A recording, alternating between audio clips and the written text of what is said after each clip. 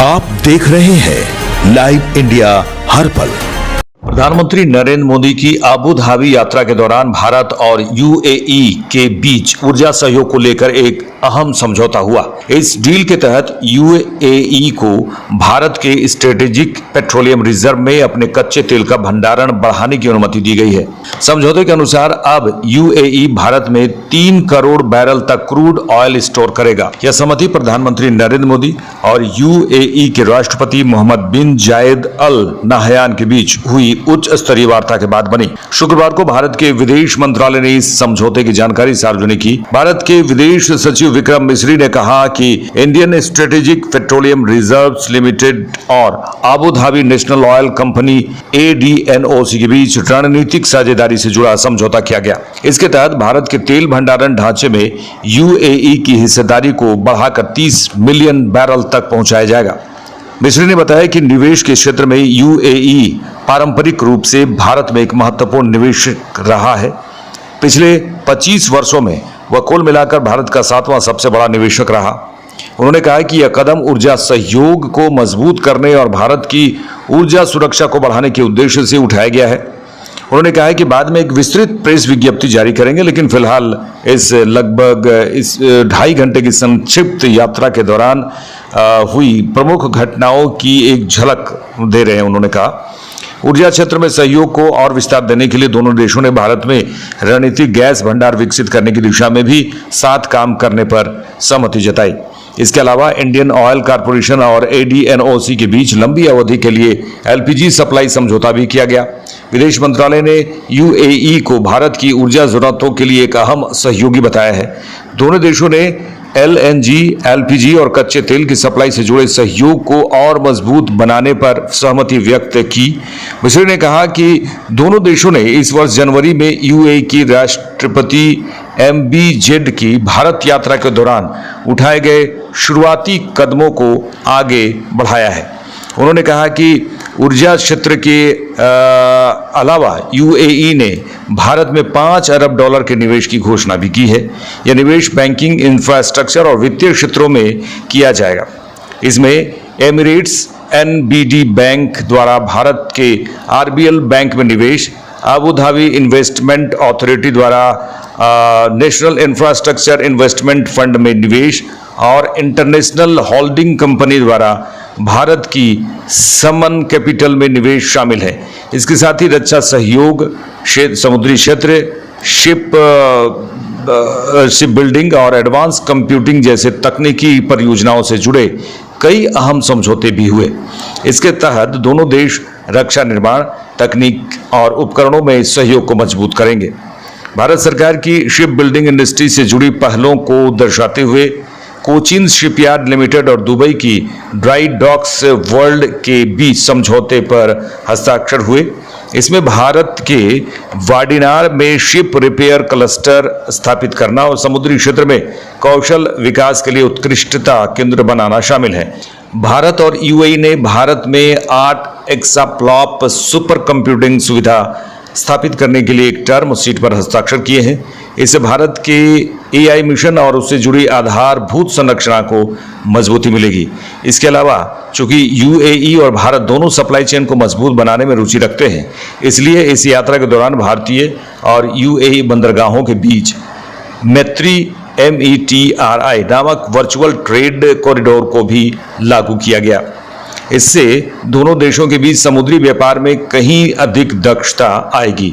यह समझौता ऐसे समय में हुआ है जब पश्चिम एशिया में लगातार तनाव बना हुआ है और अंतर्राष्ट्रीय स्तर पर तेल आपूर्ति को लेकर चिंताएं बढ़ रही हैं।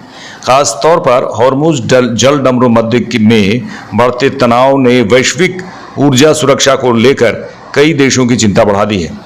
इसी को ध्यान में रखते हुए भारत और यूएई ने समुद्री व्यापार मार्गों की सुरक्षा और जहाजों की निर्बाध आवाजाही सुनिश्चित करने पर जोर दिया है। दोनों देशों के नेताओं ने बातचीत के दौरान कहा कि हॉर्मुज जल डमरू मध्य से सुरक्षित और बिना किसी रुकावट के जहाजों का गुजरना वैश्विक अर्थव्यवस्था और ऊर्जा आपूर्ति के लिए बेहद अहम है। भारत ने यूएई पर हाल में हुए हमलों की निंदा भी की और संकट की स्थिति में उसके साथ खड़े रहने का भरोसा जताया। इसके साथ ही प्रधानमंत्री नरेंद्र मोदी ने यूएई के राष्ट्रपति मोहम्मद बिन जायद को भारत आने का निमंत्रण भी दिया। The Prime Minister has just completed a short but very substantial visit to the United Arab Emirates.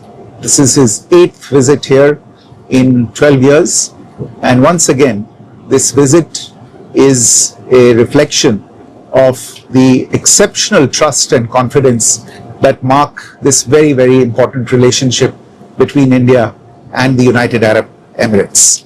The relationship and all of its achievements are a fruit of the investment of time, resources and effort that both sides have put into this relationship, and this is something that has been led personally by the leaders themselves. We will be issuing a more detailed press release later today, but let me give you a snapshot of everything that happened during the course of this brief 2.5-hour visit. On the bilateral front, the two sides have concluded several important initiatives to further deepen our comprehensive strategic partnership. Energy has always been a very important part of this relationship, and in the energy cooperation field, we've seen several agreements being initialed between Indian energy sector companies and UAE entities, primarily the Abu Dhabi National Oil Company. These include agreements on enhancing UAE participation in Indian strategic petroleum reserves to a level of 30 million barrels, the establishment of strategic gas reserves in India, and long-term LPG offtake supply agreements. In the field of investment, the UAE has traditionally been a significant investor in India. It's cumulatively the 7th largest investor in India over the course of the last 25 years. Today, new investment commitments were signed. These include a total of $5 billion of commitments. These include investments by Emirates NDB Bank in RBL Bank in India, by the Abu Dhabi Investment Authority in the National Infrastructure Investment Fund, and by the International Holding Company in Sammaan Capital of India. Over the last several years, defense cooperation has been a major area of focus in recent years between India and the United Arab Emirates. Today, the two sides built on the initial steps that were taken during the visit of President His Highness Sheikh Mohammed bin Zayed to India in Delhi in January this year, and concluded a framework on a strategic defense partnership.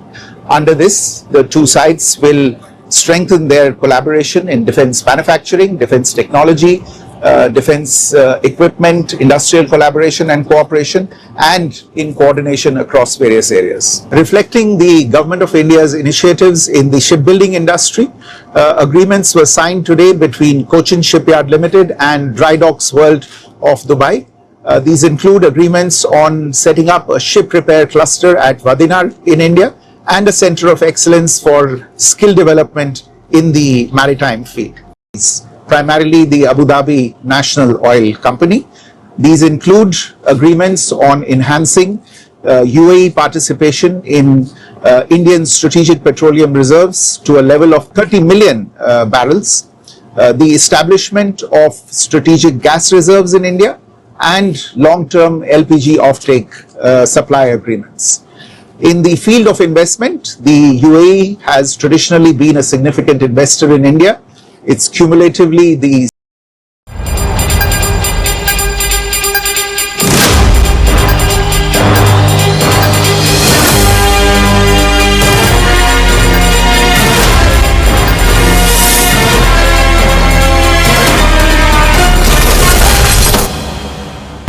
आप देख रहे हैं live India हर पल।